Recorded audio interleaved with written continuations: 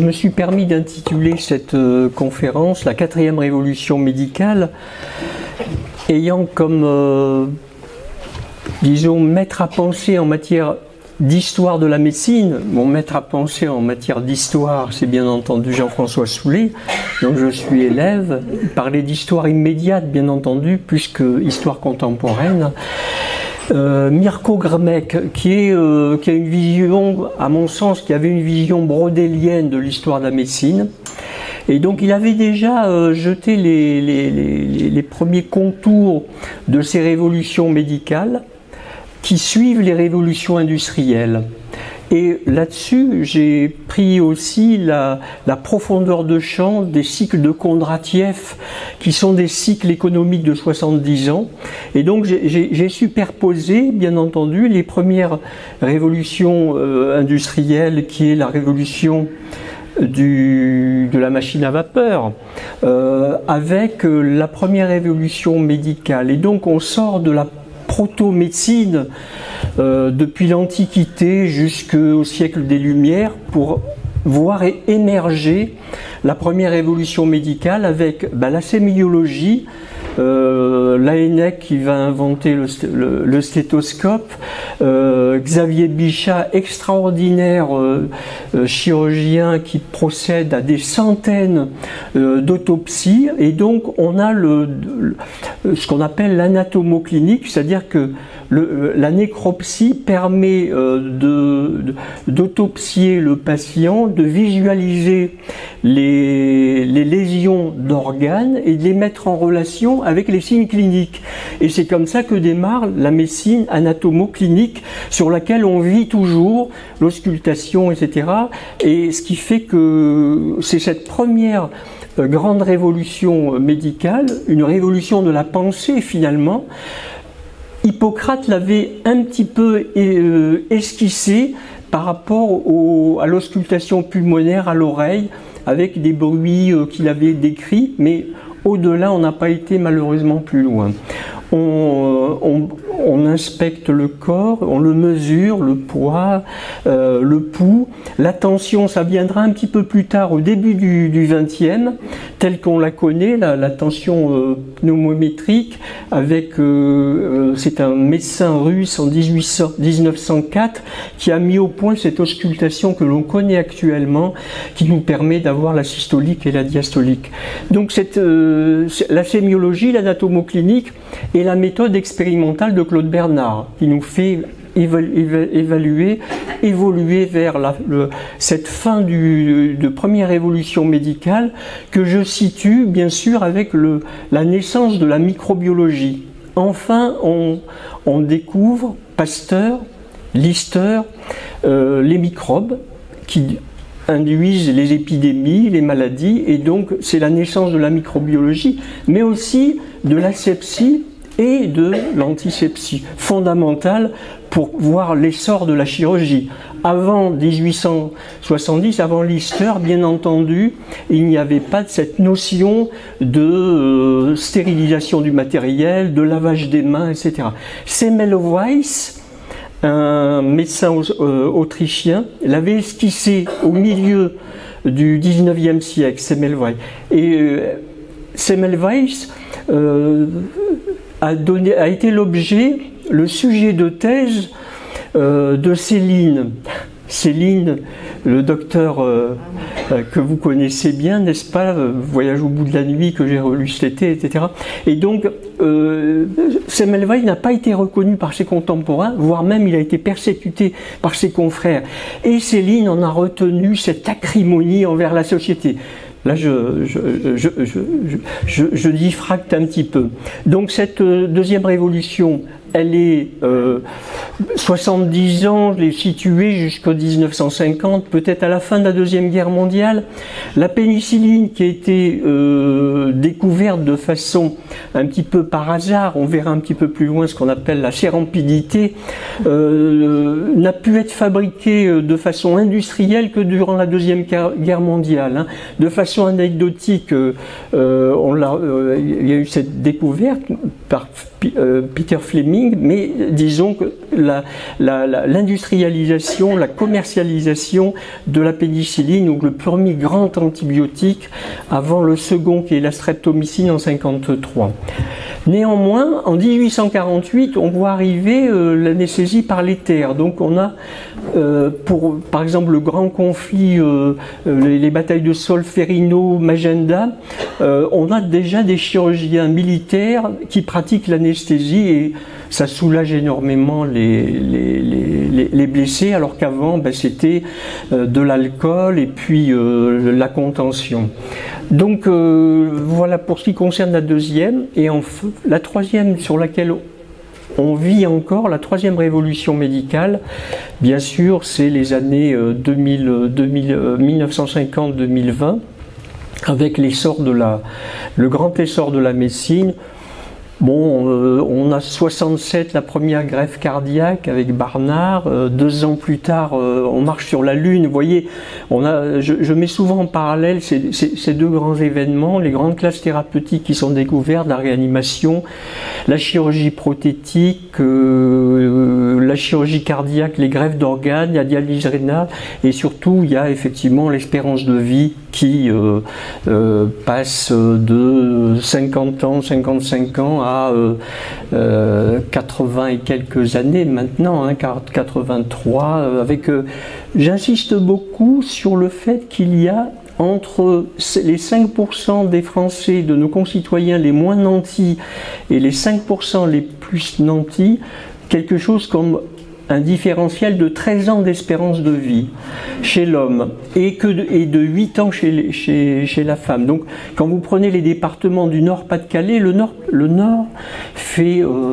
Nord-Pas-de-Calais c'est presque 4 millions d'habitants, le département du Nord qui fait 2 600 000 habitants, il y a 10 fois plus d'habitants que dans les Hautes-Pyrénées, c'est le premier département le plus peuplé de France, le 75 n'est qu'à un petit peu plus de 2 millions, on a effectivement cette concentration de difficultés en matière de prise en charge, que ce soit pour la prévention comme ensuite la médecine. Voilà. Donc, souvent je donne et ces chiffres qui sont quand même assez prégnants dans notre société quand on voit ces différentiels d'espérance de vie. Et donc je l'ai intitulé donc la quatrième révolution médicale, numérique, moléculaire et génétique. Et peut-être qu'on va sortir de l'anatomoclinique.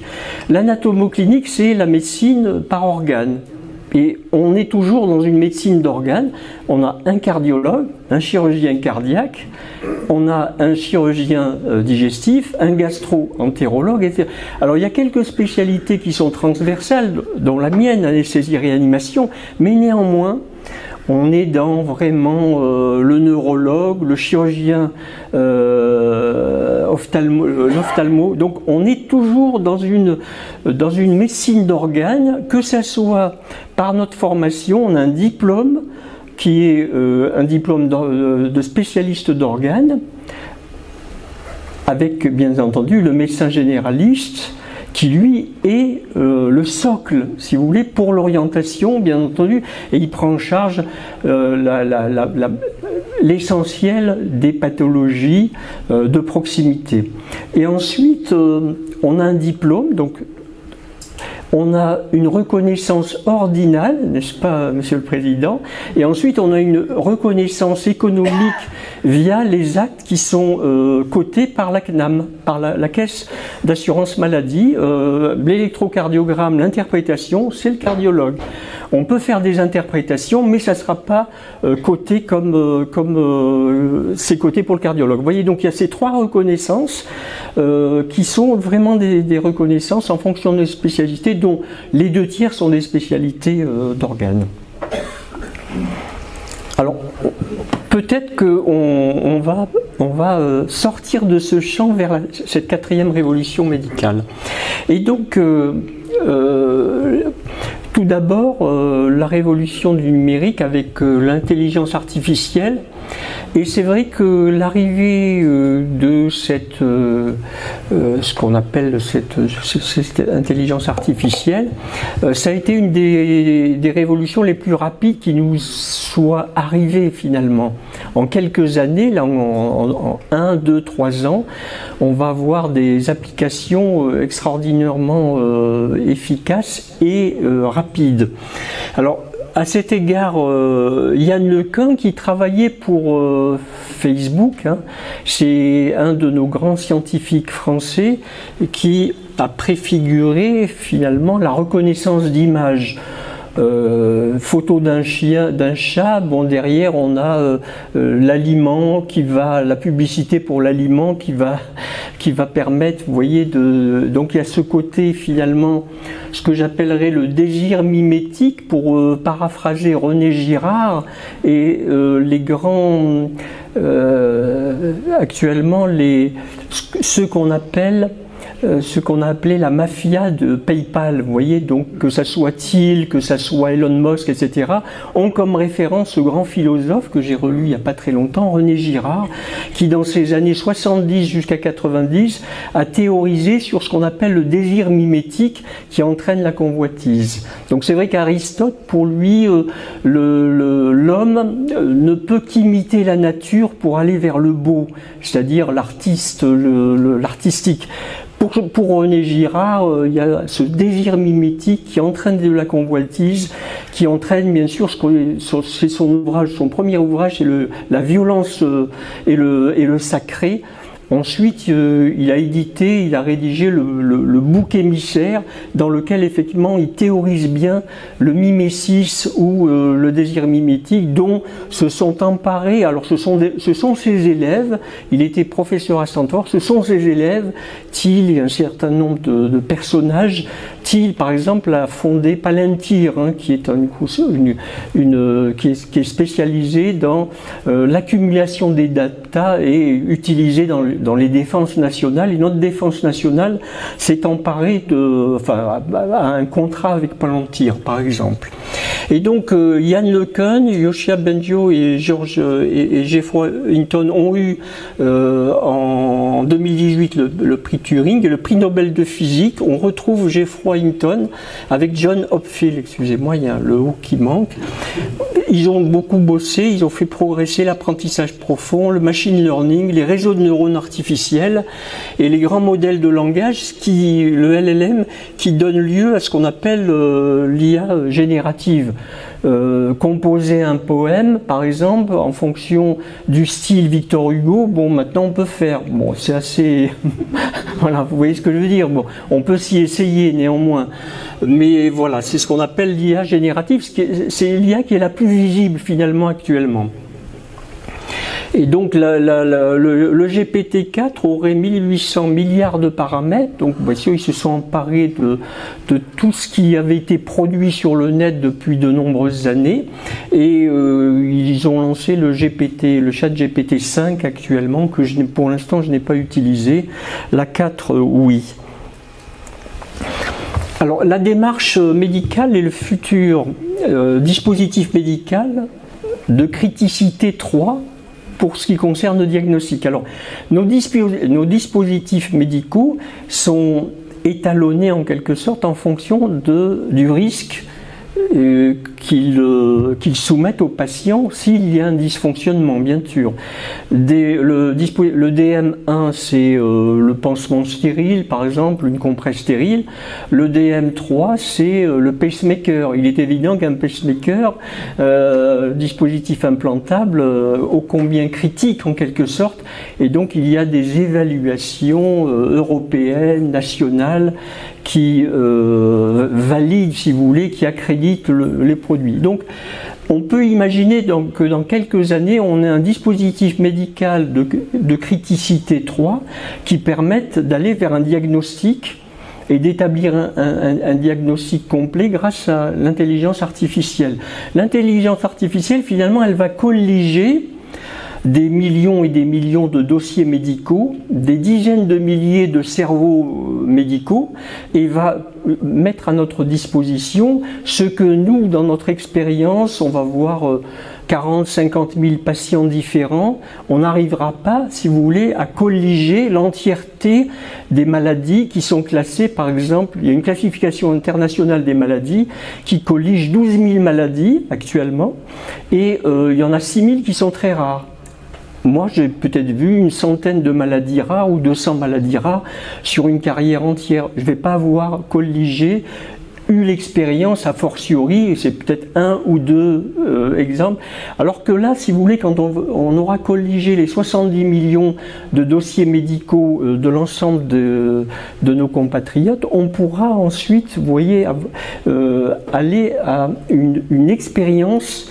On va s'approprier l'expérience que nous, dans la durée d'une vie, on ne pourra pas avoir. Et encore, chacun dans sa spécialité d'organe, finalement, ou comme médecin généraliste. Donc en fait, c'est aussi l'intelligence artificielle, c'est le fait de s'approprier énormément de data. Donc de fournir un diagnostic progressif, on va le voir un petit peu plus loin, de fournir une hypothèse clinique.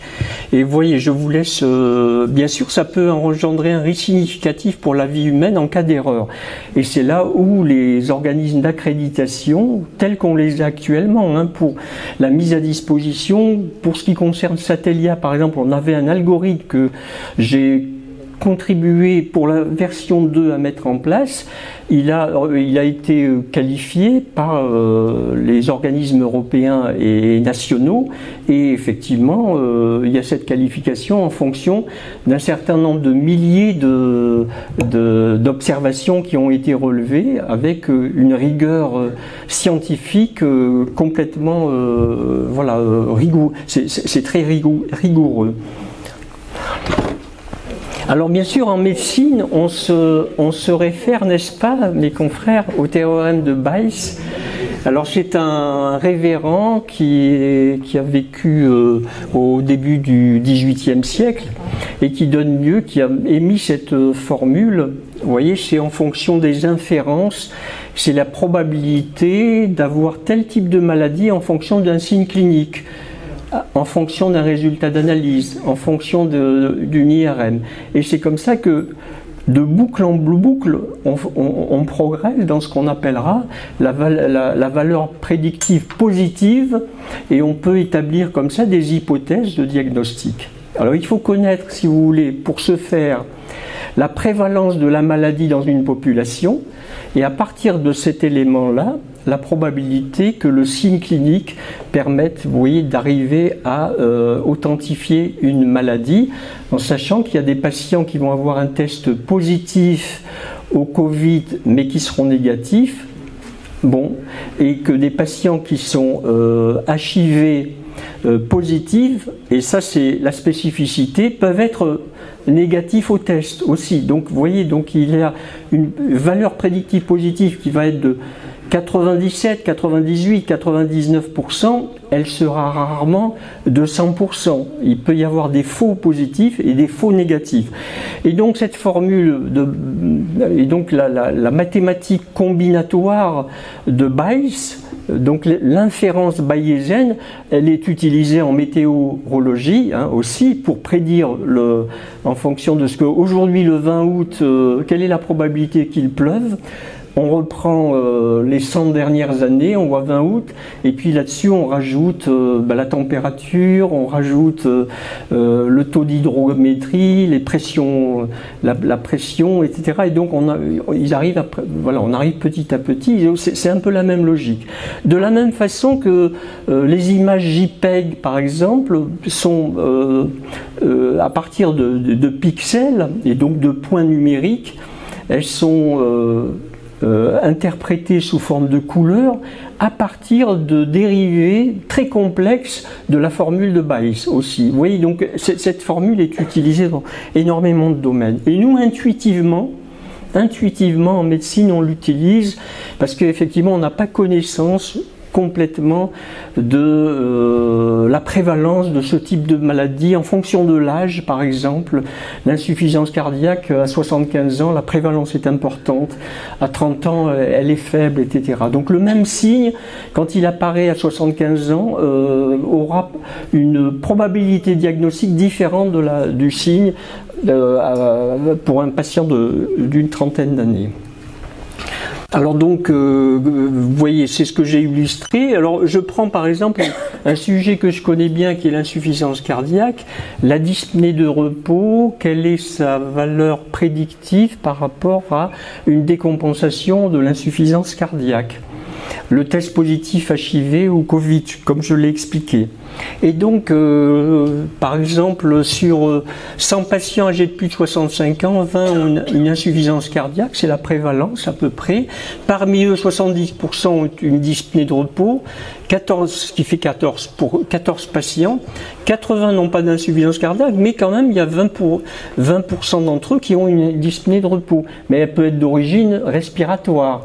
Et là-dessus, donc, on a 14 vrais positifs, 16 faux positifs, vrais positifs, 16 faux positifs, ça fait 30 patients.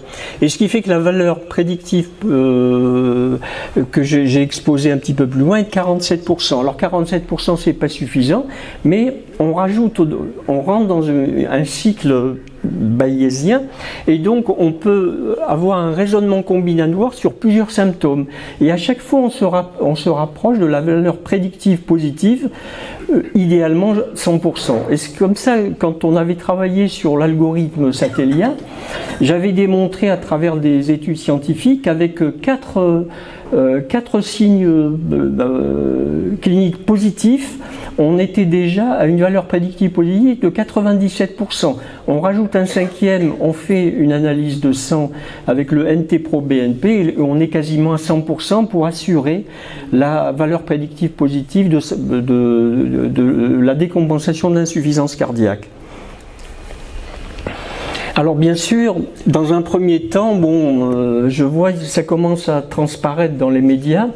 On utilisera l'IA pour le triage et le prédiagnostic aux urgences.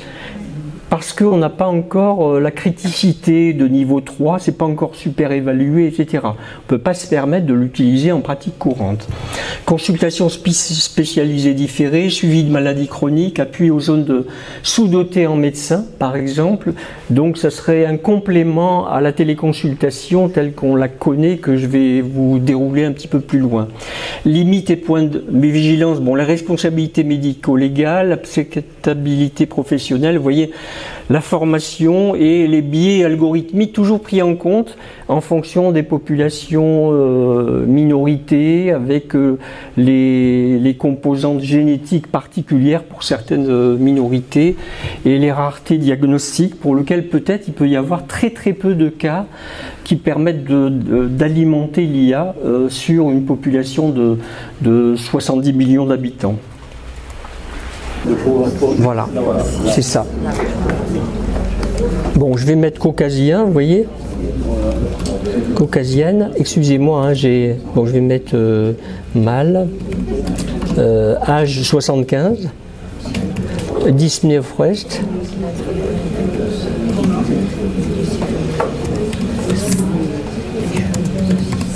et puis je vais mettre œdème, vous voyez.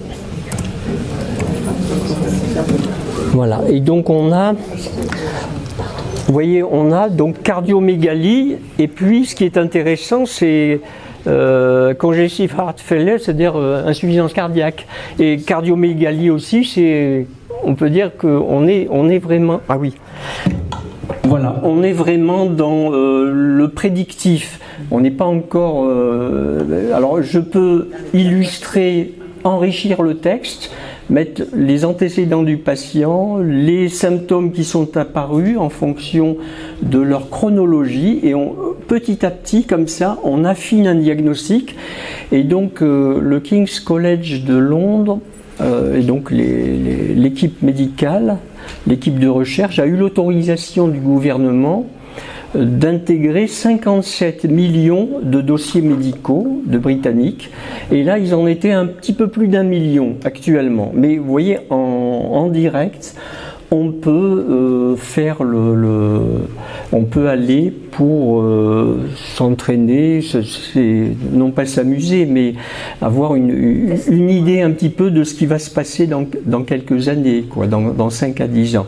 C'est très important parce qu'effectivement, ça va probablement affiner les diagnostics, rendre les procédures beaucoup plus rapides, et vous avez un petit peu notion de ce que pour avoir des rendez-vous médicaux, quand il s'agit de 3 ou 4 spécialistes différents pour aller sur un diagnostic complexe, ça peut prendre 6 mois, et des fois là les 6 mois c'est 6 mois de trop. Je suis désolé de le dire, de façon, on est arrivé effectivement en 2025 à une situation que beaucoup de nos concitoyens considèrent comme de la maltraitance. Il faut parler vrai.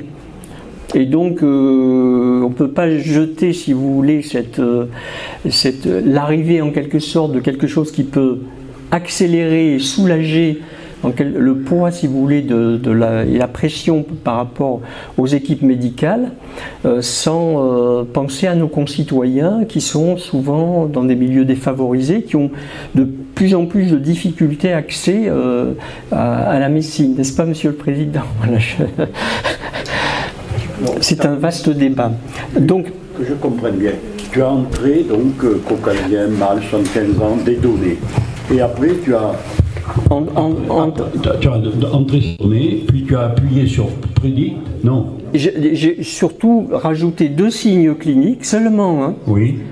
Et j'ai une probabilité de diagnostic qui s'affiche plus bas. Ah, c'est ça, pour le voilà. Donc, il dit qu'il y a... Voilà, la probabilité de diagnostic, oui. Donc les deux, surtout la cardiomégalie et l'insuffisance cardiaque congestive, vous voyez, donc on est vraiment dans le cœur. Et ensuite, bien entendu, du fait de la respiration, donc on a une petite probabilité que ça soit pulmonaire aussi. Et donc c'est cardio et pulmonaire. Et au fur et à mesure qu'on va rentrer d'autres données, on affine le diagnostic. Et donc ça, c'est une réalité 2025. Il est évident que dans 5 ans, dans 20 ans, bon, la question ne se posera même plus. Cellule avec les 4 fonctions de la cellule, dont la reproduction. Voilà, donc c'est ce qu'on appellera la... Et donc à partir de polymersomes biomimétiques qui simulent les liposomes, par exemple, dans la cellule, des petits éléments dans nos cellules qui miment ces liposomes, pouvoir transporter des médicaments dans le cœur de la cellule, donc le cœur de la cible de la cellule qu'il faut détruire, la cellule cancéreuse. Voilà, je reviens aussi à l'ARN messager qui a de multiples fonctionnalités maintenant, dont au départ Cataline Carico, qui travaille depuis pratiquement 30 ou peut-être depuis le début de sa thèse, il y a déjà une 40aine d'années, travaille sur l'ARN messager. Donc le vaccin ARN messager n'est pas sorti comme ça en 2 ans. C'est un travail très très long, précédent, et elle travaillait surtout sur la cancérologie. Et ils ont réorienté la recherche vers le vaccin, mais néanmoins c'était déjà inscrit dans son projet.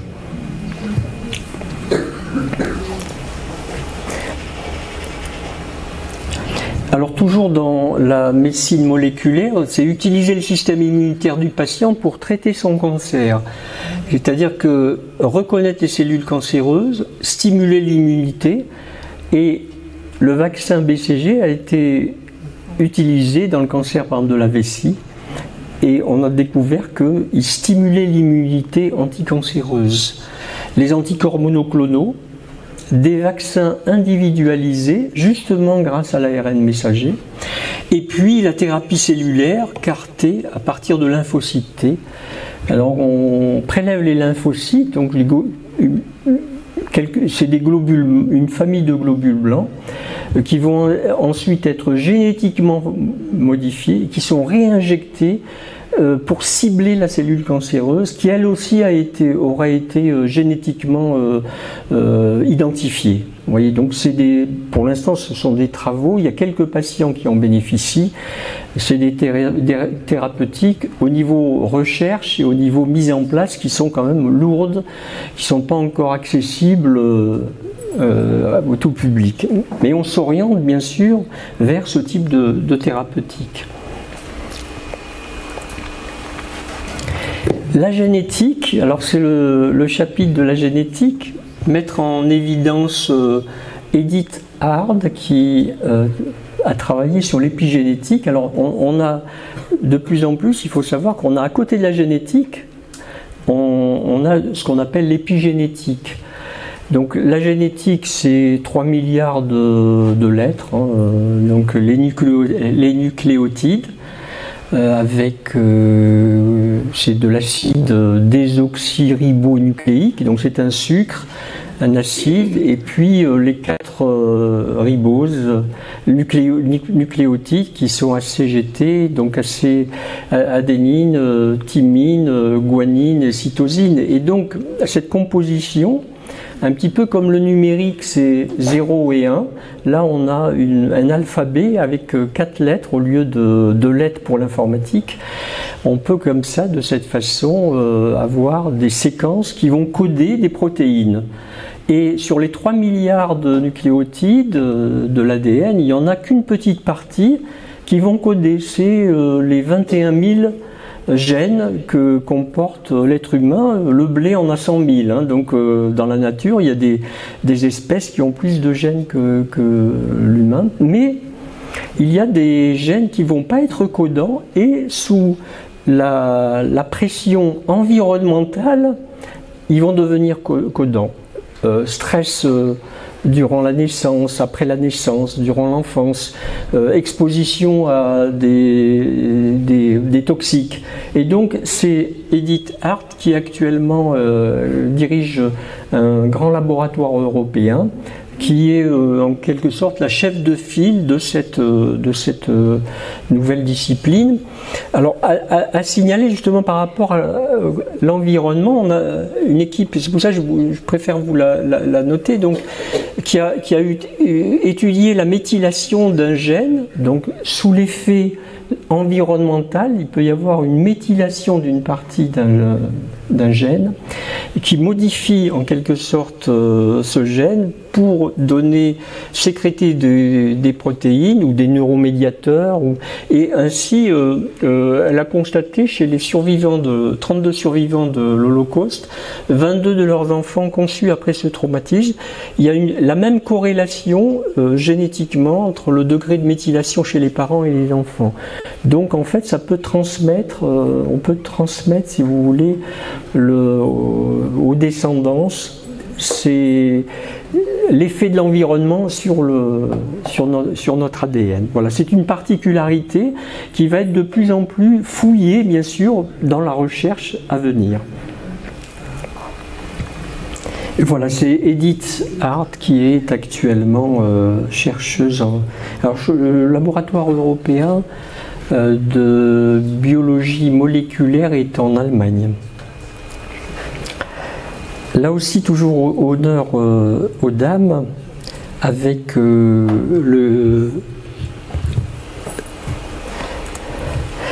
Emmanuel Charpentier et Jennifer Doudna, qui dès 2012 ont mis au point ce qu'on appelle le ciseau génétique CRISPR-Cas9, elles étudiaient en microbiologie les modifications génomiques qui étaient réalisées par les espèces microbiologiques et elle a reproduit ce phénomène. Elle en a construit un modèle qui a un succès énorme parmi les chercheurs en génétique et qui va donner lieu maintenant à une modification du génome. Et donc on espère pouvoir dans les 10-20 ans plus tard traiter par la thérapie génique le cortège de maladies très rares, et certaines qui le sont moins, comme la drépanocytose, donc une anomalie du globule rouge, qui a donné lieu à déjà un certain nombre d'expérimentations et de traitements avec des résultats positifs. Anomalie de l'hémoglobine, avec une difficulté de transporter l'hémoglobine. On s'en aperçoit quand ces patients ont une grande majorité d'origine africaine, parce que la drépanocytose permet d'être safe par rapport au paludisme. Donc, évolution darwinienne, effectivement, cette anomalie sanguine qui permettait de survivre au palu, et on la retrouve de façon plus importante en Afrique. Et nous, on a comme médecins d'assistance, j'ai eu comme ça prendre en charge alors de ces jeunes gens français d'origine africaine qui vont en classe de neige. Et en fait, le froid induit une anémie hémolytique. Et donc le froid, le fait qu'ils soient dans la neige, et on retrouve, ils ont fait le diagnostic, du côté de Grenoble, Lyon, etc., de drépanocytose chez des enfants qui n'avaient jamais eu aucun symptôme. Voilà, c'est une petite parenthèse sur cette maladie, avec bien sûr la thérapie génique qui est illustrée là. On va modifier, donc on va apporter le gène sain et couper c'est du couper-coller, et donc on va coller le gène modifié, on va coller le gène sain et couper le gène. Alors les cellules souches, à partir du cordon ombilical, mais aussi d'autres cellules adultes qu'on va faire involuer comme une cellule souche, on va pouvoir créer des cellules multipotentes et ensuite aller les spécialiser vers des cellules, par exemple du cœur, du myocarde, sur un patient qui a eu un infarctus massif, pour finalement tonifier la force de contraction musculaire. C'est ce qu'on a. Et il y a une dernière expérimentation, alors un cœur artificiel imprimé en 3D, vous voyez, de 2 cm à titre expérimental. Donc on aura aussi, à partir des cellules souches, de la thérapie qui sera proposée dans les années qui viendront, avec des délais bien sûr là plutôt 10-20 ans, hein, je pense.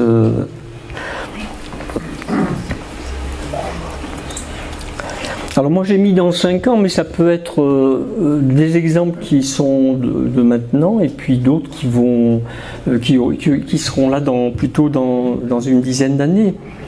Alors le virage domiciliaire, c'est une préoccupation nationale, donc le ministère de la Santé. Nous, alors j'ai aussi comme fonction d'être directeur de Jussieu Secours. C'est le réseau d'ambulances français qui comprend 6000 salariés, et on réalise 4,5 millions de transports sanitaires chaque année sur les 40 en France. Et on a été sensibilisé, on avait travaillé avec un cabinet d'audit sur le virage domiciliaire, c'était à l'automne dernier, l'hiver dernier. Et donc il se dégage que les 900 000 places d'EHPAD qui sont actuellement très difficiles à faire fonctionner, on n'aura pas les ressources humaines pour aller au-delà. Et un certain nombre de millions de nos concitoyens, dont je suis, vont arriver à des âges où effectivement la question se posera, mais elle ne se posera pas, on sera accompagné au niveau du domicile, et donc il faut construire et imaginer ce virage domiciliaire après qu'on ait construit le virage ambulatoire. Donc dans les années 2000, c'était le virage ambulatoire. Donc c'est un minimum de 24, enfin c'est l'hospitalisation de jour en quelque sorte. Moi, comme idée, je considérais qu'il fallait aller plus loin.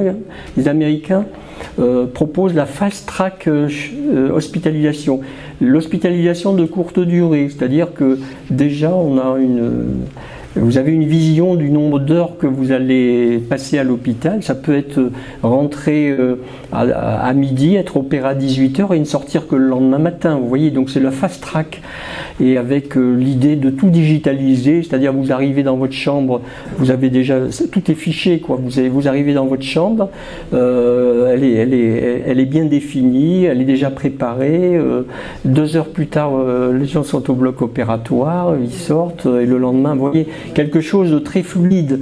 Ils n'ont pas resté sur le jour, la nuit, choses comme ça. Aller au-delà, hein, voilà. Donc avoir cette idée, si vous voulez, de fast track hospitalisation de courte durée, ça peut être 12 heures, ça peut être 16 heures, ça peut être 18 heures en fonction des pathologies.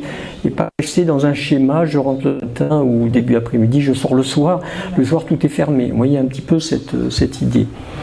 Mais bon, donc le virage domiciliaire, ça va être une réalité. Et donc l'État est en train de construire les schémas organisationnels. La technologie, c'est facile.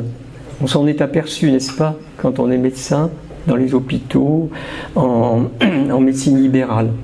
C'est l'organisation humaine qui est énormément difficile à faire bouger. Vous avez des contraintes d'un côté, mais aussi une force de résistance qu'on ne peut pas imaginer.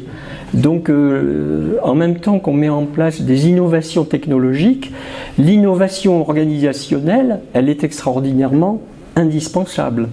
Et notre génération et celle qui nous a précédés, on a inventé le SAMU, Médecins sans frontières, Europe Assistance, les urgences, l'HAD, 70 l'HAD, les salles de réveil, l'hospitalisation de jour, la médecine de catastrophe, la médecine d'urgence. Enfin, et depuis 40 ans, 30 ans, on a du mal à changer les organisations. On n'en voit pas arriver de nouvelles, vous voyez. Voire même, c'est plutôt, on est un peu dans le dysfonctionnement, plutôt que dans les organisations humaines. Et c'est ce qu'il y a de plus difficile, c'est effectivement de changer les organisations et de les moduler aux années 2030. Je ne vois pas pourquoi on resterait figé sur des organisations qui ont maintenant 20 ans, 30 ans. Bon, le plan blanc, 85, à l'hôpital, j'avais mis en place le premier, etc. Mais à un moment donné, il faut que les nouvelles générations modifient les organisations humaines, mais ces contraintes-là sont difficiles à accepter, et donc, en même temps que je présente la 4e révolution médicale, il faut aussi qu'il y ait une 4e révolution dans les organisations humaines. Donc 2017, on part sur de la télésurveillance en chirurgie ambulatoire. Donc le lendemain de la chirurgie ambulatoire, au domicile, les patients reçoivent un SMS avec des questions. J'ai nausée, mon pansement est mouillé et taché, il y a du sang, j'ai eu mal, etc. Et donc à partir de là, avec ce qu'on appelle un réseau de neurones, on a catégorisé les patients. Vert, très bien, on ne les rappelle pas. Orange et rouge, l'infirmière les appelle. Donc il y avait déjà sur 100 ou 200 ou 300 patients, vous n'en rappelez que 25 le lendemain. Donc ça fait une économie voilà, au niveau organisation. Et puis, en fonction des pathologies, vous voyez, des types de chirurgie, on voit, tiens, ce patient, il a eu mal. Extraction dentaire, vous avez les dents de sagesse, donc nos protocoles ne sont pas bons, il faut les modifier. Vous voyez déjà l'intérêt. Mais cette application, bon, elle était payée par les hôpitaux, bon, il y avait une certaine, pas réticence, mais le fait qu'il y avait des économies de coûts dans les hôpitaux fait qu'elle n'avait pas un succès. Donc on a basculé vers l'insuffisance cardiaque qui progressivement, alors elle a été prise en charge et elle est prise en charge par la sécurité sociale actuellement. Donc voilà Satellia, et donc on présente sur le site, vous pourrez y aller. Donc là c'est un Bordelais, voilà. Et donc surtout, ce que j'ai fait, vous voyez là je suis au premier rang là avec, alors j'ai créé ce que j'ai appelé Télésphore. Télésphore c'est le dieu de la convalescence, un des enfants d'Esculape. Télésphore, je le trouvais très bien, donc j'ai déposé le nom d'ailleurs à l'INPI. Et en fait là c'est une plateforme d'appel. Parce que bien entendu quand on fait du digital, il faut penser à la fracture numérique, aux gens qui ne sont pas numériques. Et donc les 50, au début 30 et maintenant 50 infirmières appellent les patients. Et c'est ce qui a fait le succès. On appelle les patients et on remplit le questionnaire avec eux, mais en même temps, ils font part de toutes leurs petites difficultés dans leur existence.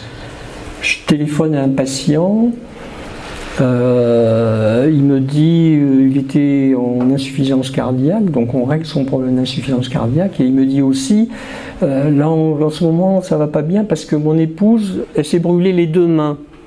Elle a des pansements, mais je dis alors comment vous vous débrouillez pour manger.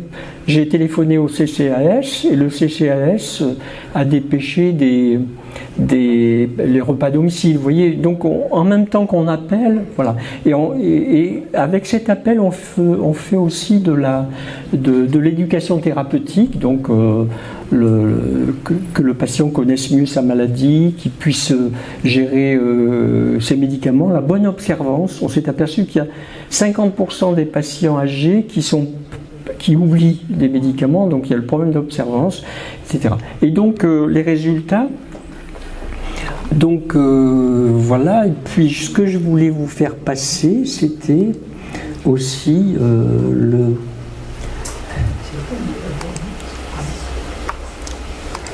Alors donc, ça c'est le DASH, c'est une simulation, hein, heureusement, c'est pas des vrais noms de malades. Et c'est ce qu'on présente au cardiologue, donc c'est une simulation, et donc voilà, le cardiologue, lui, sur son smartphone, il reçoit une alerte, orange ou rouge, et donc ce patient, par exemple, là, est en... Alors je vais me mettre là, voilà, ce monsieur, il est en alerte rouge. Donc le score, moi j'ai mis en place un score entre 0 et 36, de 12 à 19 alerte orange et de 20 à 36 alerte rouge, c'est-à-dire là la probabilité que le patient soit en insuffisance cardiaque est quasiment... Alors donc là on est avec ce patient, donc on peut comme ça, alors je le prends en charge, par exemple, je prescris une biologie pour m'assurer quand même qu'il est orange, hein, donc il n'est pas rouge. Donc je demande le NT-proBNP, je demande la kaliémie, par exemple, et ensuite je peux demander d'autres analyses, vous voyez. Et ensuite, je dis j'ai contacté le patient, j'ai augmenté ses diurétiques, bon c'est fait, mais j'attends aussi, et puis là-dessus, je valide la prise en charge. Donc la prescription est envoyée à l'infirmière libérale du patient, qui reçoit la prescription, qui se dirige chez le patient, qui fait le prélèvement, et dans les 3 heures, le cardiologue reçoit le résultat biologique, et là on confirme que le patient est en insuffisance cardiaque et soit il fait hospitaliser, soit il envoie, si vous voulez, il déclenche une hospitalisation à domicile avec une infirmière qui vient perfuser des diurétiques, par exemple. Vous voyez. Et ça permet, du coup, on a et donc là, il y a ensuite, vous voyez le poids, on collige aussi la tension artérielle, etc. Voilà. Donc là, on est dans la télésurveillance médicale qui est validée par la CNAM avec un prix qui est voté au niveau de l'ONDAM. Une hospitalisation chez un patient de niveau de sévérité 4 dans l'insuffisance cardiaque, donc les plus graves, c'est 10 000 €. Vous voyez, donc là, ça permet effectivement de diminuer le nombre d'hospitalisations. Alors on a sorti une publication début janvier qui est extraordinaire puisque notre outil permet de diminuer de 36% la mortalité. Vous voyez, elle a été publiée dans le journal, l'European Journal of Cardiology, en janvier. Et c'est sous l'égide du professeur Xavier Girard de Nancy qui a mené cette étude sur un certain nombre de centres. Elle est multicentrique. Et nous étant bien sûr indépendants de l'étude, puisque c'est les universitaires qui ont mené cette étude. Alors après, on a le parcours du patient qui va être numérisé. Comme je vous ai dit, toutes les étapes sont prévues, sont fluidifiées. Et puis, on s'est aperçu dans la chaîne des soins, dans le parcours de soins, que certaines étapes ne sont pas numériques. ou difficilement. C'est pour ça que la plateforme infirmière qui appelle permet de fluidifier le parcours de soins du patient. Mais il faut qu'effectivement que tout ça soit financé. La CNAM avait mis en place ce qu'on appelait les plateformes SOFIA dans les années 2008-2009, qui prenaient en charge les diabétiques avec des plateformes qui faisaient 50 infirmières que j'ai été visiter. La deuxième mise en place était du côté d'Albi. 50 infirmières qui appellent régulièrement les patients qui sont isolés, qui sont en difficulté. Et donc il faut continuer sur les électroniques, parce qu'une grande partie de nos concitoyens. Voilà, donc c'était une expérimentation en 2019, donc imaginez, c'était bien avant le Covid, hein, donc on avait déjà, bon, l'idée était déjà dans l'air depuis plusieurs années, 2019. Donc là, ça s'est concrétisé récemment, donc il y a un an, par ce qu'on appelle un article 51, donc le financement par la CNAM, après 2 ans d'études de dossier, d'une expérimentation sur 3 ans qui viennent, dans le Morvan et le Nord-Franche-Comté. C'est la seule expérimentation de ce type financée par l'État finalement, avec des points fixes dans les villages, un planning, c'est un agenda qu'on a mis au point. Donc la particularité, c'est qu'il est digitalisé et qu'il fallait que le médecin, dans son cabinet médical, il reçoit en présentiel le patient et lui dit: vous habitez à quel endroit? Il lui dit bon, à Esparos. Il regarde en juillet, il regarde en septembre ou octobre le calendrier du déplacement du véhicule, du cabinet mobile. Donc tel jour, en octobre, le 3 octobre et le 15 octobre, Esparos, donc il inscrit son patient. Et donc il y a eu aussi un aménagement, parce que Doctolib, il y a un point fixe qui est le cabinet médical. Là, c'est un cabinet médical itinérant. Donc on y a travaillé, moi j'ai travaillé parce qu'il fallait l'imaginer. Et donc dans le cabinet médical actuellement, bon, qui est autrement plus, j'allais dire, évolué que ce qu'on a là, on a donc un écran, comme vous l'avez vu, 43 pouces, un infirmier qui est formé en 14 heures, donc j'ai déposé la maquette de formation à la CNAM pour l'approbation de cet article 51, ils étaient très pointilleux, et à l'intérieur il y a tous les outils connectés qui permettent par exemple d'ausculter le patient. On ausculte le patient, on enregistre l'auscultation en traçant les points, c'est-à-dire que l'auscultation, en fonction des différents points, donc le médecin, lui, 6 mois plus tard, s'il veut, il réécoute le fichier MP3 en localisant exactement, il clique sur la base pulmonaire droite par exemple, il clique, il ouvre le fichier, il écoute l'auscultation pulmonaire 6 mois plus tôt, mais il peut le faire en streaming, c'est-à-dire en live pendant la consultation, ou bien on lui envoie, donc on a une première phase qui est asynchrone, où l'infirmier est en relation avec le patient pendant un quart d'heure, et ensuite il y a la phase de 8 à 10 minutes, parce qu'entre-temps, le médecin a reçu sur son écran toutes les mesures. Il peut avoir l'électrocardiogramme, on fait des spirométries possibles, je pensais à notre pneumologue, il y a les spirométries donc, à bord, l'auscultation, etc. Donc vous voyez, et de la même façon, il y a plusieurs caméras qui permettent d'aller vers la pharyngo-vidéoscopie, donc on peut voir les amygdales enfants, on peut voir, on fait de la vidéo-otoscopie, et l'intérêt c'est qu'on grossit, et donc un tympan, je peux vous assurer que grossi, figé, le diagnostic est plus facile à faire que finalement les 2 mains habiles de l'infirmier vont finir finalement l'examen clinique, et donc on a lancé ça depuis plusieurs mois. Et dans, bien sûr, les vrais déserts médicaux, hein, le Morvan, c'est 60 000 habitants avec une dispersion de la population et très peu de médecins, une dizaine de généralistes, il n'y a pas de spécialistes, etc. Les pharmacies qui ferment, enfin c'est le vrai désert médical. Ici, on est béni par rapport. Non, mais en relation, je peux vous assurer que la moitié de la population n'a pas de médecin traitant. Donc c'était un petit peu ça.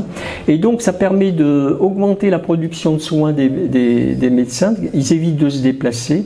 Et donc le fait qu'on augmente, ils ont des internes aussi en formation, donc c'est un appui aussi. Et ce qui fait que pour l'instant, bon, ça c'est une... Alors, probablement que dans les années à venir, on aura un petit peu plus.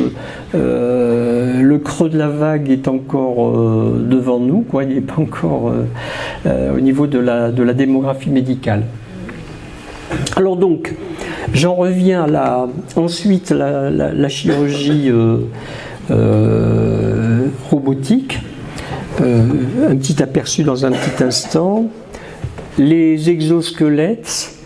Je vais vous faire la démonstration, de mettre uniquement 2-3 images, parce qu'on a la chance à Tarbes d'avoir une entreprise, une start-up, qui est animée par des ingénieurs de l'ENI qui ont monté une entreprise de fabrication d'exosquelettes. Ils ont un succès fou dans le monde de l'artisanat. Et ainsi, les peintres en aéronautique sont dotés d'exosquelettes qui leur permet de soulager et ainsi de suite. Et donc moi j'ai été les voir, j'ai essayé tous les exosquelettes qu'ils avaient en me projetant sur les ambulanciers, possiblement, de la même façon au niveau des supports lombaires qui sont eux automatisés, alors que les autres c'est uniquement de la mécanique. En me projetant aussi sur l'avenir, et je me dis que dans quelques 10 ans, bon, on ira au Décathlon et on ira choisir son exosquelette en fonction voilà, de la douleur, du handicap qu'on peut avoir. Si on veut aussi peindre, on veut continuer de faire du bricolage, voilà. Donc mais en matière de médecine, c'est évident qu'on va avoir accès aux exosquelettes qui vont être fabriqués peut-être malheureusement plus par des petites start-up, mais des consortiums internationaux, et ça va venir par container d'Asie pour inonder le marché entre guillemets Décathlon, avec le côté, j'allais dire, on en revient au virage domiciliaire, n'est-ce pas? Alors des plateaux techniques d'exploration infirmiers en IA avec des taxis robots. Bon, c'est une réalité maintenant du côté de la Californie et en Asie. Des voitures automatisées, éventuellement des ambulances, peut-être pas des ambulances, mais des possibilités de transport de patients allongées. Voilà, donc ce qu'on appelle les TPMR, mais automatisés. Peut-être pas automatisés, mais au moins la personne qui sera auprès de vous ne sera pas au volant. Le VSL, quand il s'agit d'un VSL, l'auxiliaire ambulancier ou l'ambulancier est au volant. Donc lui, il n'est pas là pour surveiller, vous parler, etc. Là, ça peut être le cas, ça peut être l'ambulancier qui sera à vos côtés, continue de prodiguer des soins, oxygène, etc. Et puis la conduction se fera de façon automatisée. Alors oui, c'était l'étude tout à l'heure dont je vous avais parlé, qui est apparue dans l'European Journal of Cardiology, réduction de la mortalité toute cause de 36% sur 18 882 patients suivis. Donc vous voyez, c'est versus autant de patients dans le SNDS, c'est-à-dire on a accès à un cloud médicalisé, anonymisé, tous les dossiers sont anonymisés, donc pour les études actuellement, on va chercher des dossiers de patients insuffisants cardiaques anonymisés avec les thérapeutiques identiques aux thérapeutiques de Satellia, mais avec la différence, c'est qu'ils n'ont pas de télésurveillance. Et avec des thérapeutiques et des profils de patients identiques, on a d'un côté 36% de mortalité en moins. Bon, j'en avais l'intuition, mais là c'est une très belle surprise. Et là c'est pour rendre hommage à un de nos jeunes médecins tarbais, Olivier Selaï, que vous connaissez peut-être, donc la maman qui fait partie de nos équipes, qui est médecin urologue, chirurgien urologue, donc qui travaille avec le robot. Et lui, il a, vous voyez, robot assisted laparoscopie, donc il travaille sur les douleurs du petit bassin. Et je vais aller plus loin parce que je l'ai rencontré récemment. Il est en train de travailler avec de l'IA sur les diagnostics de ces douleurs pelviennes dont on a du mal à faire le diagnostic précis, pudendal, avec ces douleurs qui sont gynéco, qui sont rachis lombosacrés, qui sont voilà. Et donc là, on a de plus en plus, et donc il travaille justement pour pouvoir augmenter le corpus de patients au-delà des patients que soignent dans leur centre de chirurgie à Bordeaux. Donc les exosquelettes, vous voyez qu'on peut aller consulter, on peut aller les voir chez nos. Il faut rendre hommage aux équipes de Tarbes. Vous voyez, il y a pas mal de choses qui se font en toute discrétion, qui sont assez extraordinaires. Bon, de photos, le taxi automatique et de l'autre côté un module qui peut permettre de transporter des patients. Là, on est en Asie actuellement, c'est ça. Et donc, au niveau de l'automatisation de la conduite, l'Europe a défini 5 niveaux de sécurité. Le dernier, qui est la sécurité absolue, avec la possibilité de répondre automatiquement à toute situation très critique. Alors a priori, bon, on est plutôt au niveau 4. Le niveau 5, ça va venir. Probablement qu'en Asie, nous on a rajouté un niveau de sécurité. Peut-être qu'en Asie, aux États-Unis, ils n'ont pas ce niveau de sécurité ultime.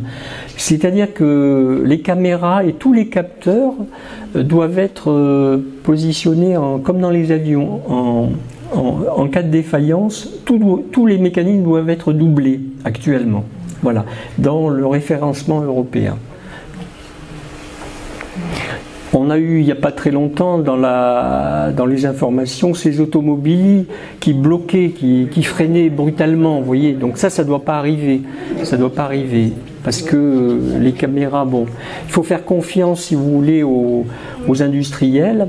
Ils utilisent dans l'absolu des microprocesseurs, les derniers de chez Nvidia, qui ont des facultés de calcul assez extraordinaire, mais il faut tout doubler.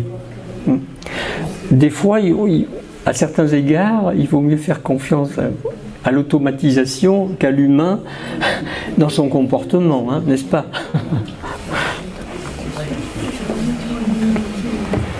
Alors dans la télésurveillance et le télésoin, on a bien sûr la possibilité de télésurveiller et faire des télésoins à domicile. On est dans le virage. Et donc je fais référence, vous connaissez tous les petits patchs qui permettent d'analyser la glycémie, ils vont diffuser l'insuline. Et donc j'ai eu une communication visio il y a c'était un petit peu avant les vacances, avec un industriel qui est installé dans tous les pays de l'OCDE, Lohmann Tapes. C'est eux qui fabriquent tous les adhésifs pour les dispositifs médicaux. Et donc ils sont en train de mettre au point des dispositifs médicaux munis de 4 capteurs, donc l'électrocardiogramme, la saturation, la glycémie et la température. Et donc avec l'équipe de l'ENI, ils m'ont invité en début d'année à travailler sur un dispositif médical qui nous permettrait d'avoir la tension artérielle en continu. Comme je vous l'ai expliqué, pour l'instant, on a le dispositif médical, c'est le mètre automatique, mais qui ne donne pas une tension artérielle en continu. Et donc, ça nous permettra de surveiller les patients.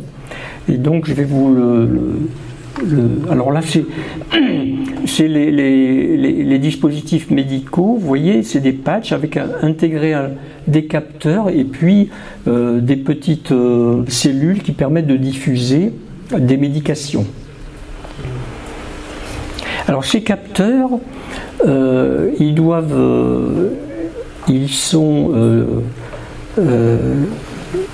on a des capteurs photoplétismographiques. Vous voyez, quand on prend, vous avez la montre Apple Watch, vous avez des luminescences. C'est le principe du capteur photoplétismographique qui analyse la différence de couleur des capillaires. Et avec ça, on a la saturation et on peut avoir l'onde de pouls, donc la fréquence cardiaque. On a des capteurs, ces capteurs sur lesquels on travaille avec l'ENI, donc ils m'ont associé à un groupe de recherche, piézoélectrique. Et donc l'idée de manœuvre, c'est de positionner ce que je leur ai proposé, des capteurs sur les carotides pour recueillir, par le biais de la déformation de l'artère carotide, un signal électrique. L'effet piézoélectrique a été mis en évidence par Marie Curie, donc hommage à Marie Curie. Et ce signal, ensuite, on peut, avec des formules mathématiques, le transformer en onde de pouls, et l'onde de pouls en tension artérielle continue.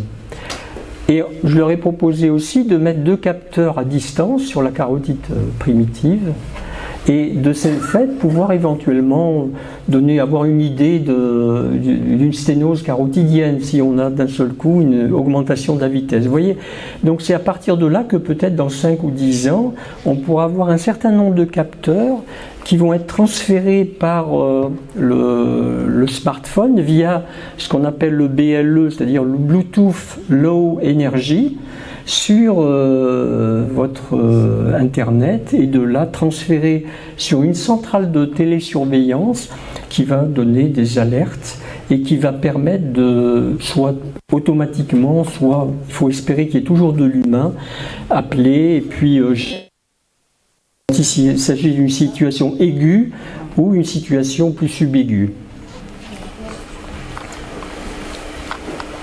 Alors, voilà, donc ça c'est un schéma que j'avais demandé à ChatGPT 4. Le schéma. Alors l'idée c'est de mettre donc ces capteurs, un collier beaucoup plus discret que ça, et avec toute la, parce que il y a bien sûr, pour l'instant on est dans le stade expérimental, et donc il y a un micro-ondulateur, il y a des amplificateurs, il y a, vous voyez, des produits qui sont pour l'instant assez importants, mais après tout l'ensemble aura vocation à être miniaturisé, et à côté il y a les formules mathématiques qui permettent de transformer les signaux en ondes de pouls et en tension artérielle continue. Alors c'est un projet qui est en partenariat avec l'Afrique. Pourquoi? Parce que il y a des situations dramatiques en Afrique en fin de grossesse, ce qu'on appelle les pré-éclampsies et éclampsies. Donc les surveillances dans la campagne, aucune surveillance de tension, et donc 16 de tension, 18 de tension en fin de grossesse, et d'un seul coup, la crise d'épilepsie et la mort de l'enfant bien sûr, et la maman qui reste dans un coma très profond, voire qui décède. Et on voit arriver comme ça dans les maternités centrales qui sont situées à des heures de route, des dames qui sont dans le coma, qui ont inhalé ou qui sont décédées. Et donc l'idée c'est de faire quelque chose de très peu coûteux qui permettent justement sur ces centrales de télésurveillance, et on est en relation avec, entre autres, c'est le CHU de Nairobi qui est intéressé. Donc c'est aussi le côté, j'allais dire, c'est important de penser aux pays en voie de développement. C'est très important.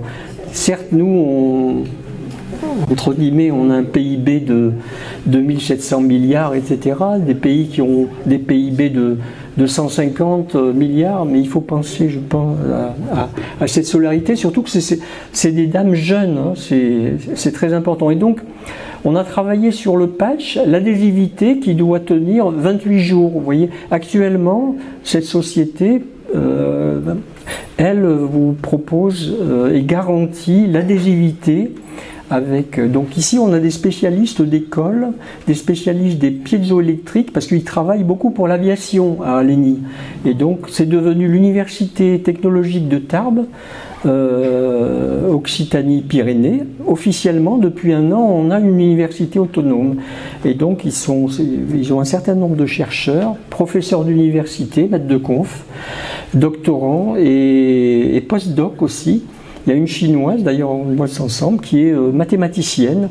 Et voilà, donc je vous avais dit, il y a des millions et des millions de nouveaux ingénieurs chinois chaque année. C'est sûr qu'il y a l'effet masse. Et alors donc, le virage économique et organisationnel. Alors on sait aussi que malheureusement l'ONDAM, alors l'objectif national des dépenses d'assurance maladie est sous tension. Voilà. La maladie c'est 260 milliards. Je connais les chiffres, hein, parce que quand on discute avec les ARS, etc., les retraites c'est 420 milliards, donc en tout on est à 600 et des poussières. Voilà, 260 milliards la maladie hein, quand même. Donc les hôpitaux c'est 110, la médecine de ville à peu près autant, et puis le médico-social c'est une trentaine de milliards. Et avec ça, ben, il faut faire en sorte que le taux de croissance soit de 2-3%, alors que la tendance, de façon tendancielle, on serait plutôt à aller vers 10%. Donc là, il faut trouver en même temps des systèmes qui permettent des économies de coûts de santé. La productivité va augmenter avec l'IA, mais on sait que notre production de soins médicaux et autres stagne ou voire diminue. Hein. C'est sûr que ces dernières années, avec ce que les latins aimaient, enfin les Romains, vivaient dans ce qu'on appelle l'otium, c'est-à-dire une forme de oisiveté. Je parle des classes dirigeantes. Hein. C'était 5 à 6 heures d'occupation par jour, n'est-ce pas? Bon, je parle mais ils avaient quand même beaucoup il semble qu'à Rome, il y ait autant d'esclaves que d'hommes libres.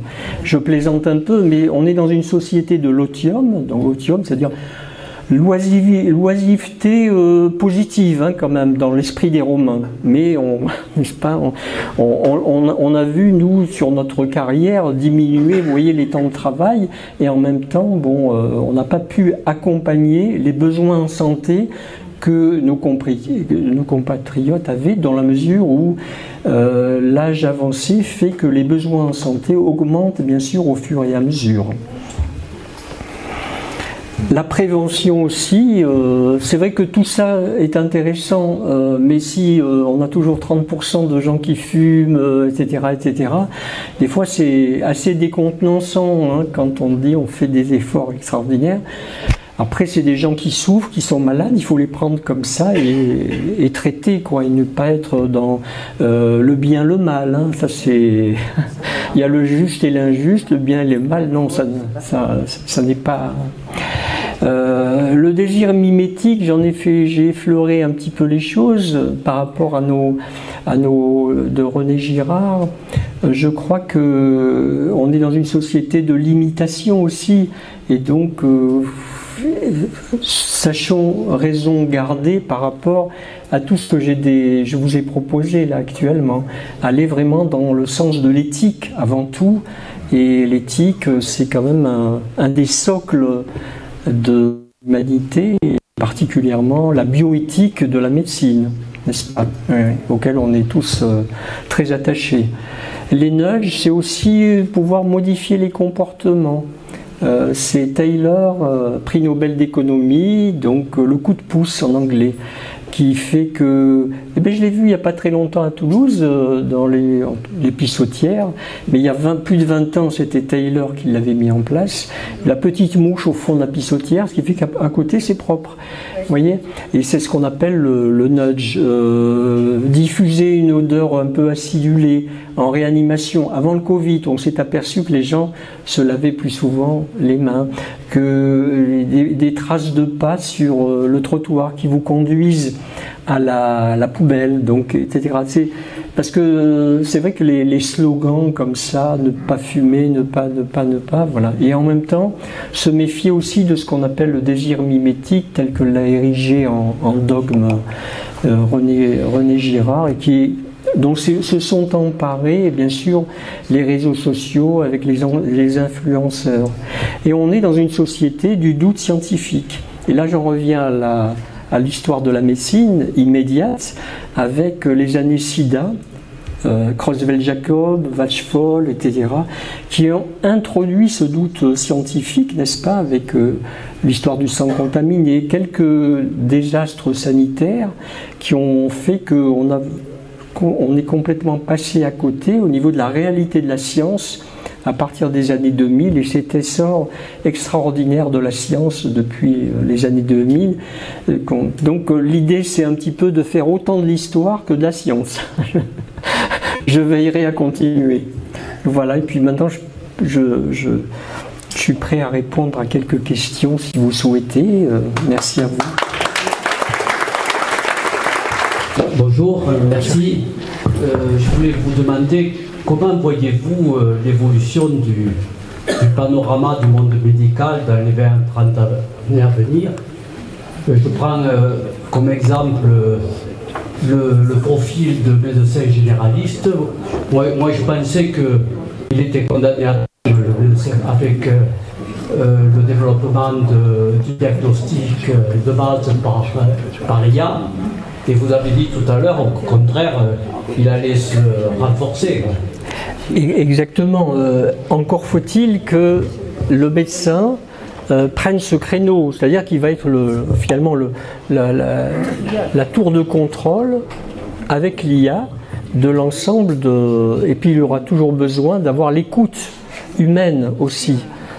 Donc l'écoute humaine et associée à l'IA, faire aussi toujours entre guillemets des gestes médicaux. C'est-à-dire que l'IA a besoin de mesures, de prise de constantes, etc. Donc il est peut-être probable que le futur médecin généraliste aura l'électrocardiogramme, l'échographe automatisé, hein, et donc il pourra récupérer cet ensemble d'imagerie, de signaux, de capteurs, l'adresser, si vous voulez, à son IA, et puis avoir soit une réponse rapide, soit en cascade, ensuite adressée pour une gastrocoloscopie qui se fera toujours, elle sera difficilement robotisable, hein, avec le gastro-entérologue, le pneumologue qui lui va être dédié à la fibroscopie. Et il aura vous voyez, on sera vraiment spécialiste dans l'invasif. Voilà, ce qui est notre métier en soi maintenant, quoi. On va basculer, mais le médecin généraliste sera le référent, finalement, le fil guide de l'ensemble de la structure et du parcours de soins.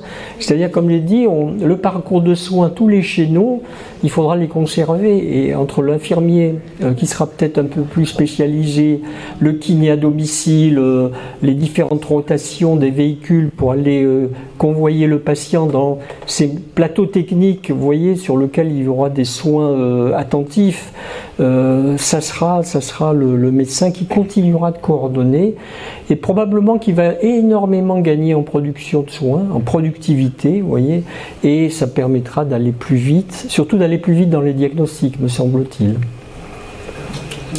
Et pour les spécialistes ? Et les spécialistes, toujours dans l'invasif, c'est-à-dire que en médecine, on a un curseur qui va du très invasif, hein, le neurochirurgien, on peut dire on est vraiment dans l'invasif. Le pneumologue qui fait des ponctions pleurales, qui fait de la thoracoscopie, Nouréa, etc. Donc on a un curseur, ce qui va du plus au moins. Et c'est plutôt les spécialistes qui seront dans l'invasif. Ceux qui ne le sont pas, comme les imageurs, les radiologues, pour l'instant qui ne le font pas, seront contraints d'aller vers de l'invasif. Oui. Après, il y aura toujours des spécialités, il y aura probablement des spécialités transversales, ce qu'on appelle les DIM, vous savez, le service d'information médicale sera beaucoup plus musclé dans les hôpitaux. Et voilà, je vois plutôt j'ai plutôt cette vision. C'est vrai qu'en Chine, ils sont 1,5 milliard, quand même globalement, avec des territoires très éloignés. Eux, ils vont aller très vite dans ce sens-là. Après, il faudra faire une évaluation rigoureuse en matière de qualité de la prise en charge. Parce qu'il n'y a pas que les machines, il y a aussi le côté humain. Et le côté humain, c'est aussi le bien-être. Et le bien-être, c'est essentiel. Je vais vous rapporter une anecdote. Je suis en pleine chirurgie gynéco sous hypnose. Je n'avais rien fait d'autre que de l'hypnose, avec de la musicothérapie. Le bloc opératoire, la porte s'ouvre brutalement. J'avais oublié de mettre sous hypnose, un infirmier anesthésiste qui vient me chercher, et la patiente sort de sa transe hypnotique. Elle grimace de douleur et pleure. Je la renvoie en hypnose avec la méthode flash, un peu Mesmer, vous savez. À l'induction, j'utilise l'éricksonien. Et c'est là que j'ai réalisé. J'ai dit, mais le corps est capable de sécréter des médiateurs. Il est capable aussi de barrer. On a des voies de régulation de la douleur dans la colonne, au niveau de la moelle, etc. Et c'est ce jour-là que j'ai réalisé que la voix, l'humain, était extraordinaire. Voilà. Juste, je voudrais faire une petite parenthèse par rapport à l'évolution du métier d'enseignant. Ce que tu viens de nous dire sur comment tu vois évoluer le métier de médecin, c'est-à-dire donc beaucoup plus le médecin sera tourné vers l'invasif, comme tu dis, vers les traitements.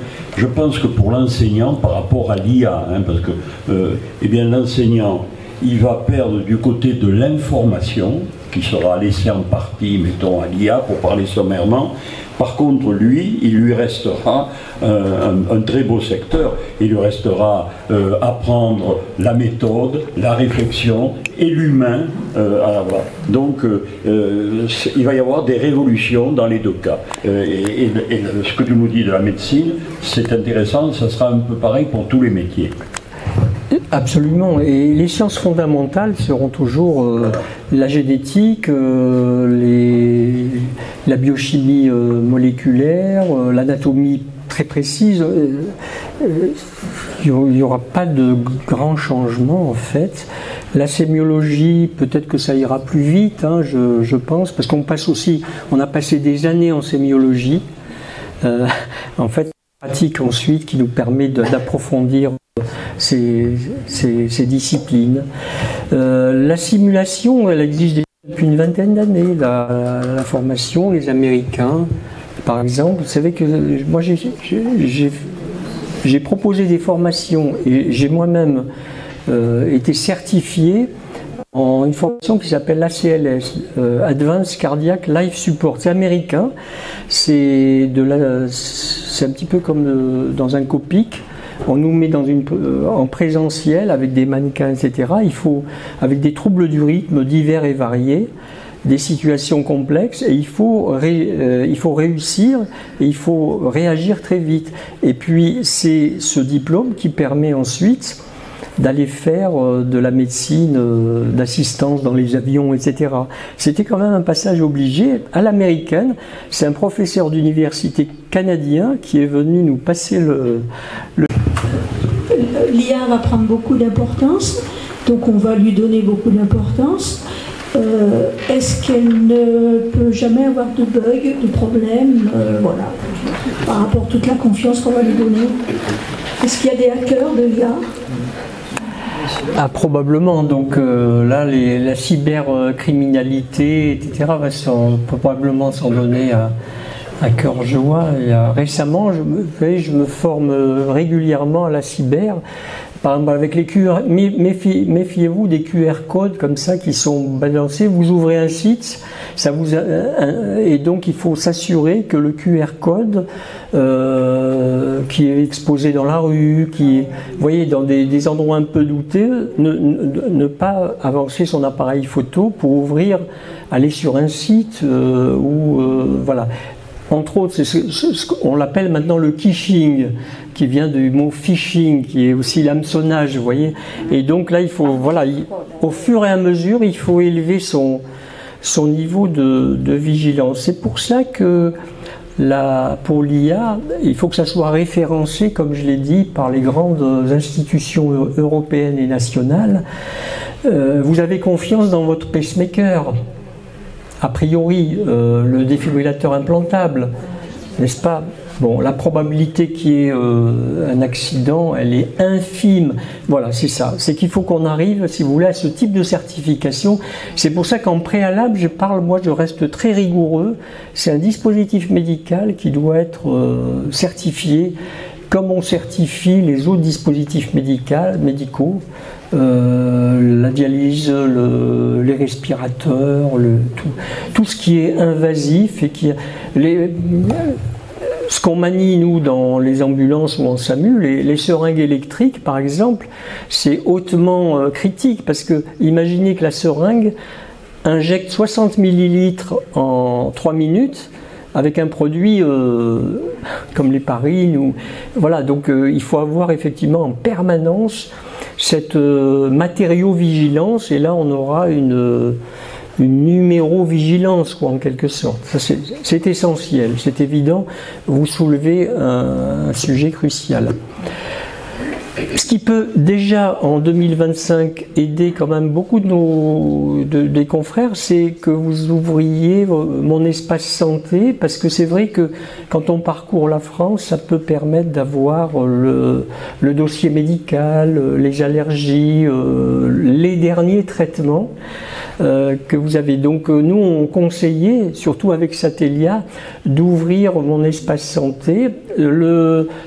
Qui est enregistré. Alors les pharmaciens, j'avais posé la question à la Caisse nationale d'assurance maladie.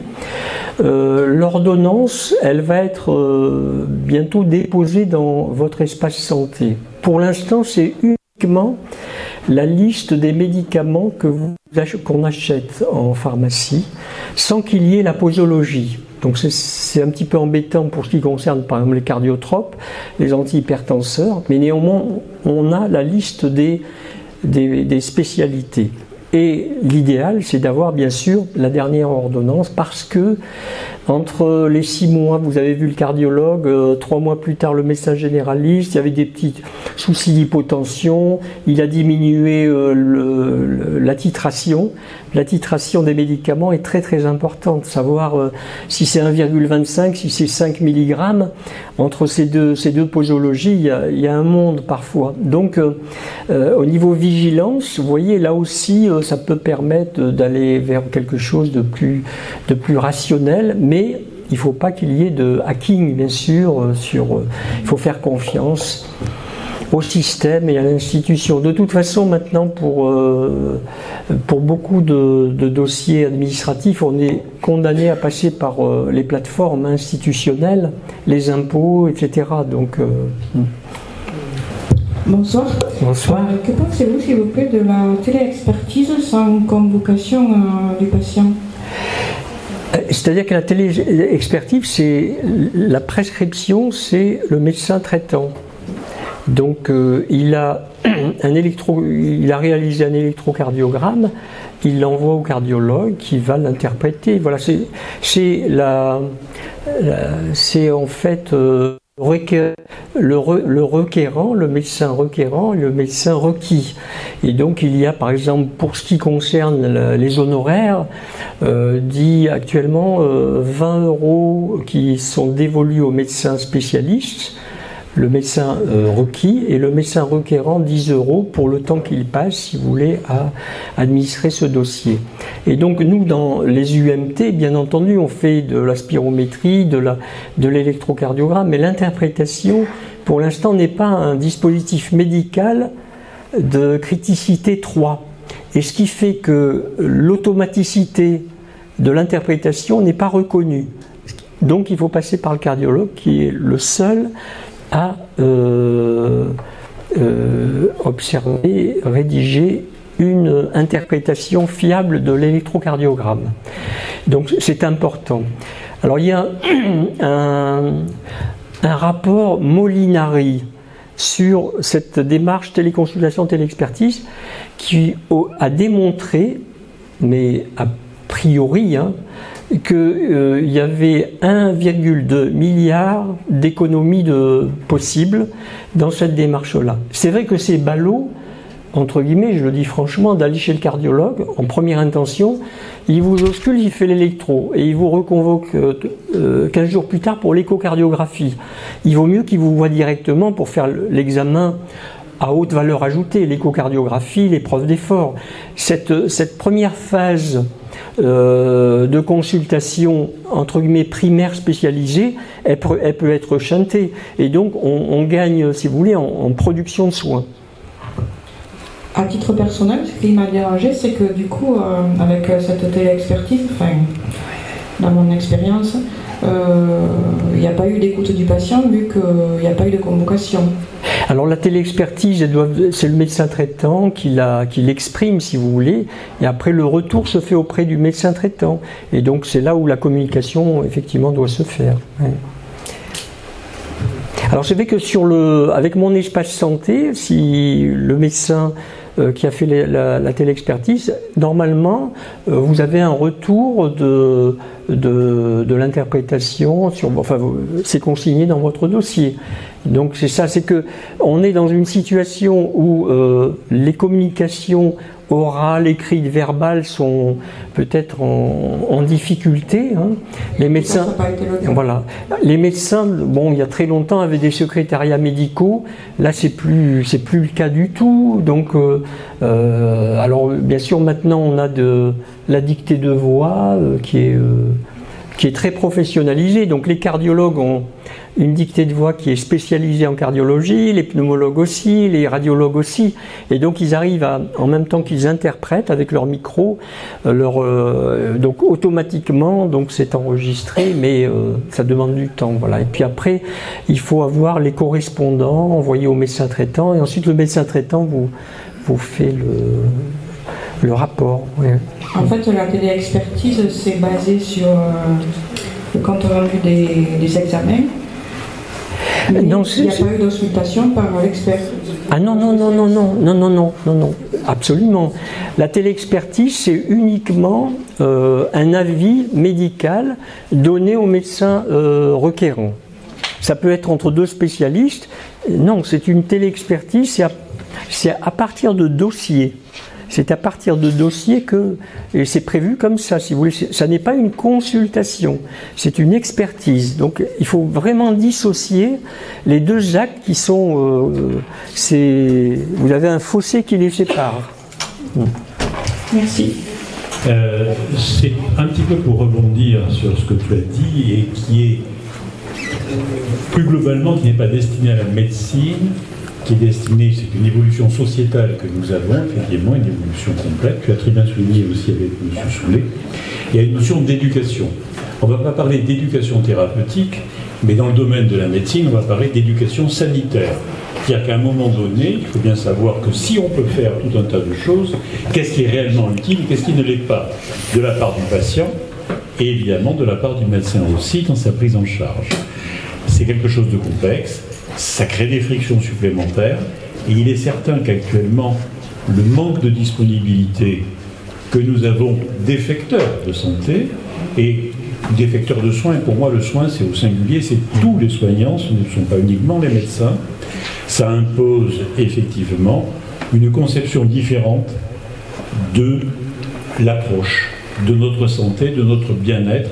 Tu as défini très bien la chose ici, c'est le welfare, défini par les anglo-saxons, qui n'est pas forcément un état d'absence de pathologie, mais qui est un état de ressentir un certain bien-être. Voilà, pour terminer, le Covid nous a fait assister à 2 révolutions en médecine, ou 2 évolutions majeures, qui sont la délégation de tâches entre médecins, pharmaciens, médecins, infirmiers, avec la possibilité de faire des actes que les infirmiers ne pouvaient pas, aides-soignants, ambulanciers aussi, qui sont habilités maintenant à prodiguer sur prescription dans les ambulances à 45 minutes, 1 heure d'un hôpital important, et avant que le patient ne puisse, en situation d'œdème, par exemple, choc anaphylactique, ils ont des seringues auto-injectables d'adrénaline sur des chocs anaphylactiques où le patient serait en situation de, c'est 3 minutes, c'est ça. Bon, pour l'instant, dans mon expérience là sur le réseau, on fait quand même 4,5 millions de transports sanitaires. Il n'y a pas eu d'utilisation, si vous voulez, abusive, voire pas du tout, voire ils sont plutôt en retrait malgré la formation. Et donc, on a la délégation de tâches, donc les pharmaciens qui vaccinent, etc. Et puis la numérisation. Voilà, donc ces 2 révolutions qui ont des révolutions organisationnelles finalement, dans l'esprit aussi. Après, il ne faut pas aller vers un abus dans la délégation, il faut que chaque corps de métier reste un petit peu dans... Après, de temps en temps, il faut être un petit peu dans l'expérimentation. Moi, j'ai construit le métier d'infirmier ambulancier en 2019. Les SAMU étaient vent debout contre. Quand vous êtes dans des situations où vous êtes à 1 heure de l'hôpital et que vous avez... que nos concitoyens ont souvent affaire à des secouristes qui sont formés en 5 jours, des ambulanciers en 6 mois, ou le docteur en 12 ans, trouver la faille. Les Allemands, les Espagnols, etc. ont des gens, ils ont 5 jours de secourisme, 6 mois ambulancier, 3 ans paramédical et 12 ans. Je leur ai balancé aussi des études allemandes qui démontrent bien que dans 15% des interventions ciblées, vous avez la même efficacité entre le médecin et l'infirmier, à savoir fracture très douloureuse, on fait de la morphine pour éviter la souffrance. Et comme je dis à mes confrères du SAMU, 25% des cas c'est le SMUR, on n'y touche pas. Il reste 75% des urgences.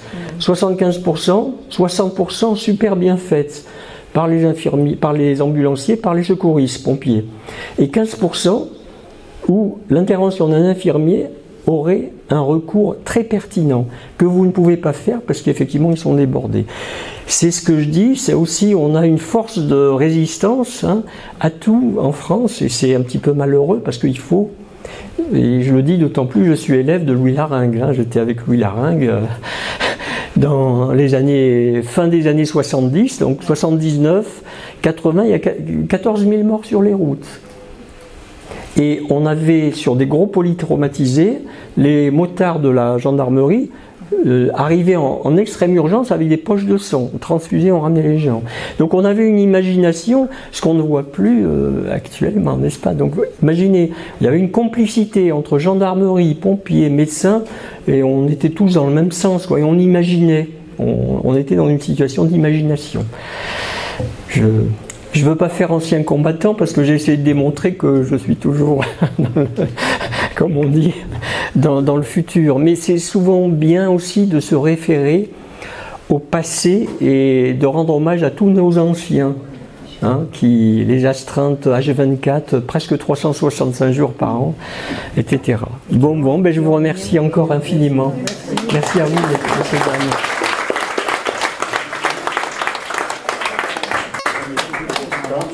Si cette vidéo vous a plu, vous pouvez nous rejoindre à l'Université du temps libre de Tarbes et de Bigorre à l'adresse utl-tb.info.